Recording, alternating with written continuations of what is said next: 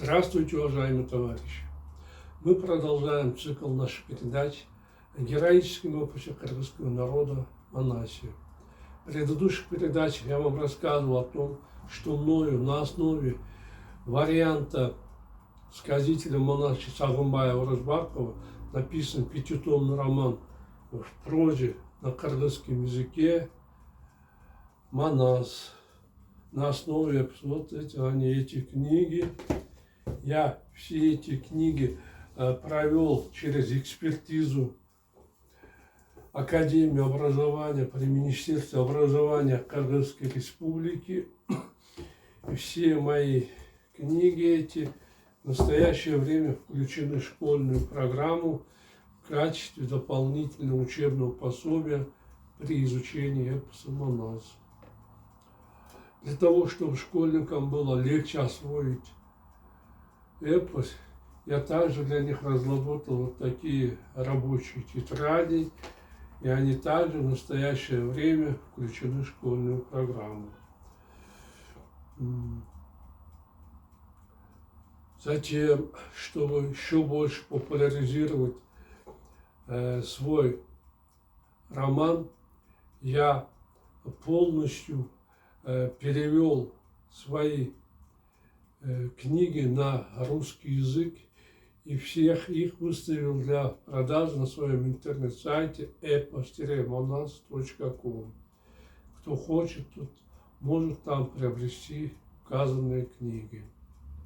В настоящее время я работаю над второй частью трилогии Манас Семетеем.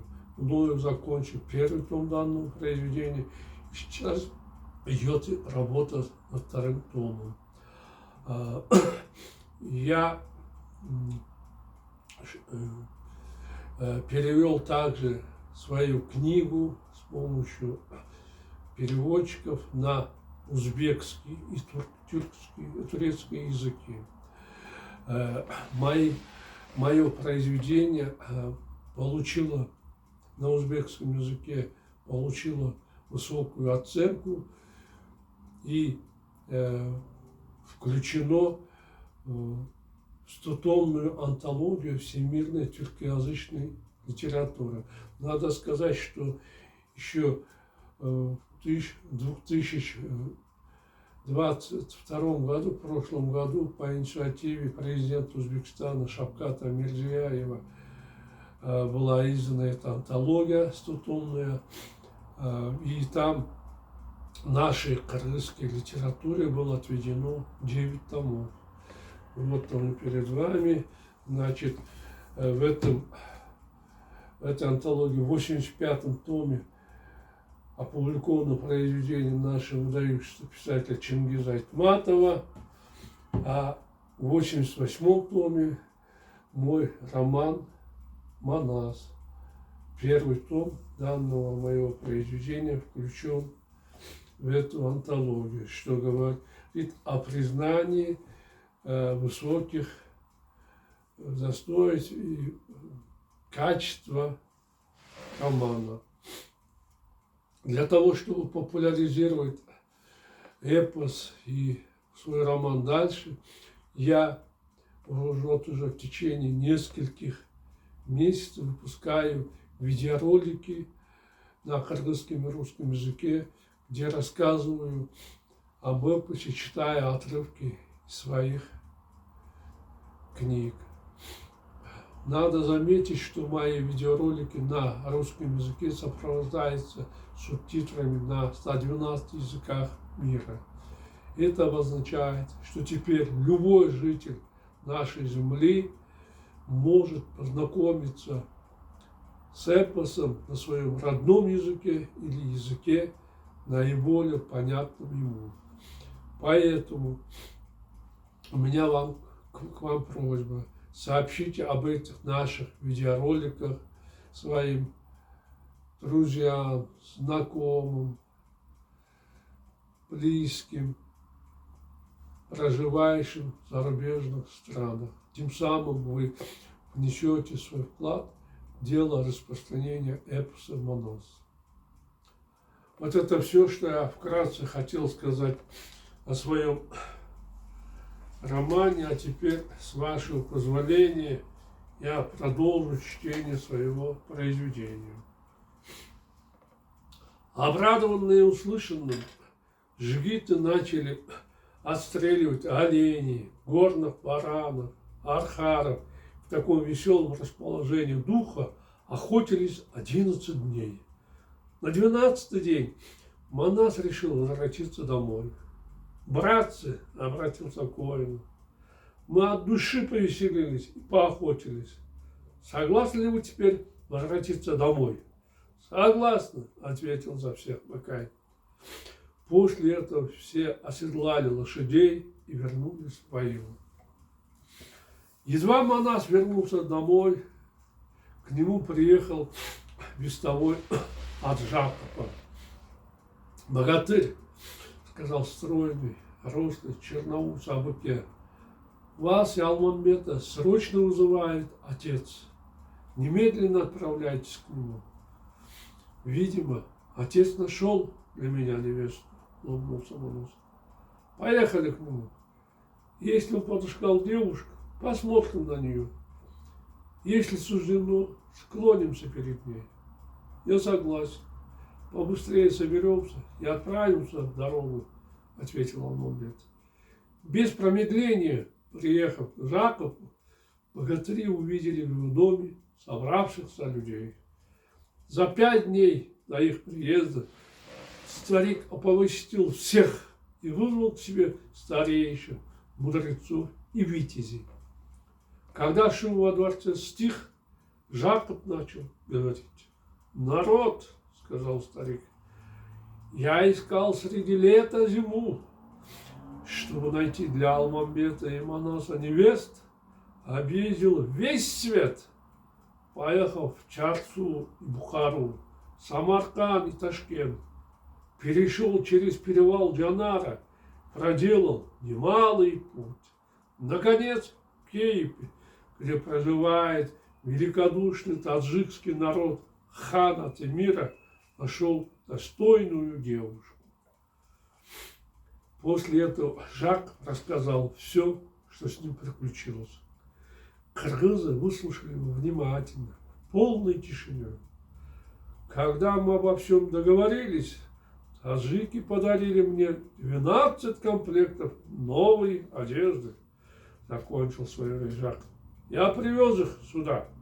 Пусть народ увидит их и разделит между собой. По его приказу Миндибаев вытащил одежду, учредил. 12 племенные кыргызы в качестве подарка разделили их между собой. Таджики оказали папе большое уважение. Подумал про себя Манас. Теперь надо узнать, какие требования они к нам выставили.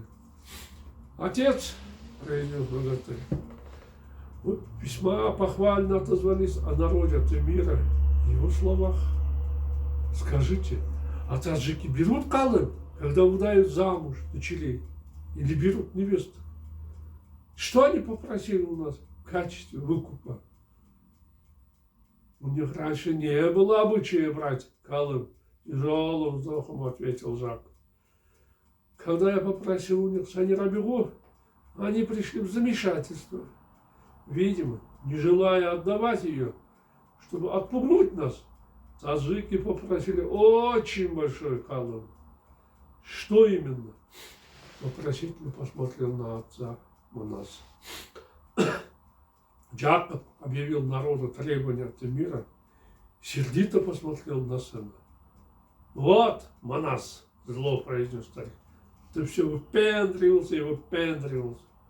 Теперь покажи свою силу и найди исход, который потребовал твой будущий тесть».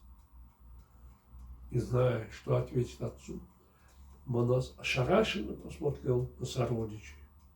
«Вот тебе раз, — растерянно подумал богатырь, — а Темир выставил нам очень большой выкуп. Допустим, я найду столько живности, но невозможно выполнить условия таджиков по ее цвету и внешнему виду». Видимо, не желая отдавать Санирабегу, А Тимир потребовал все, что взбрело ему в голову. Обескураженный, монах горестно покачал головой. Эх, огорченно подумал богатырь. Что делать, если не оплачу Колым и откажусь от Санирабеги, буду навеки опозорен. Все будут издеваться надо мною. Никто не захочет считаться со мной. Но, с другой стороны, откуда я найду столько Колыма? Желая сравниться с гусем, ворона сломала ногу. Как бы и мне не сесть в лужу, стараясь тягаться с Тимиром.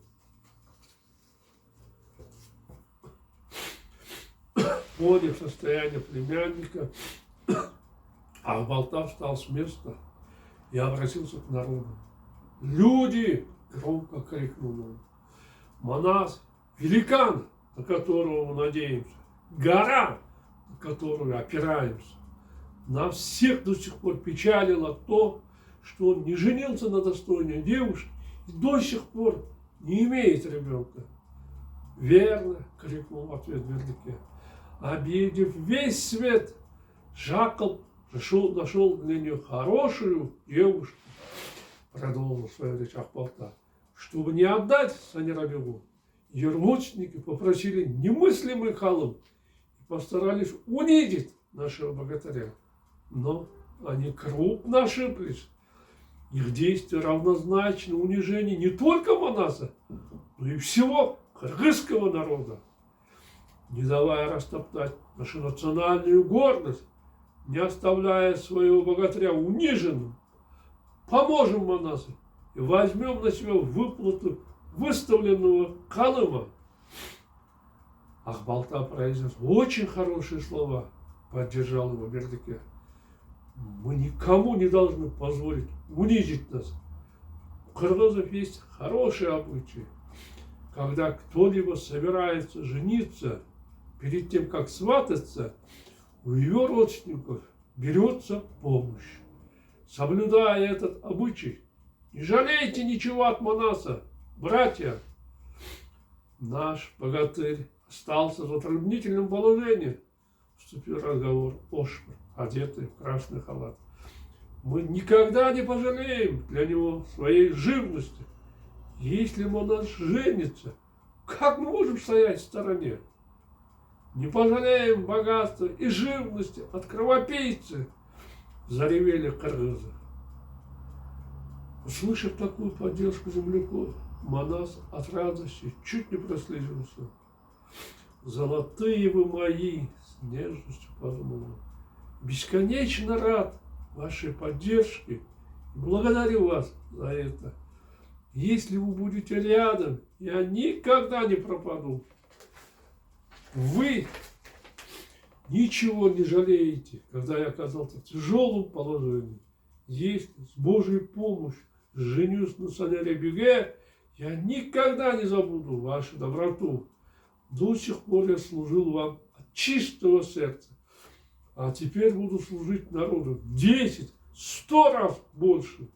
Да и перед Богом клятву, что предприму все возможное для вашего счастья и благополучия».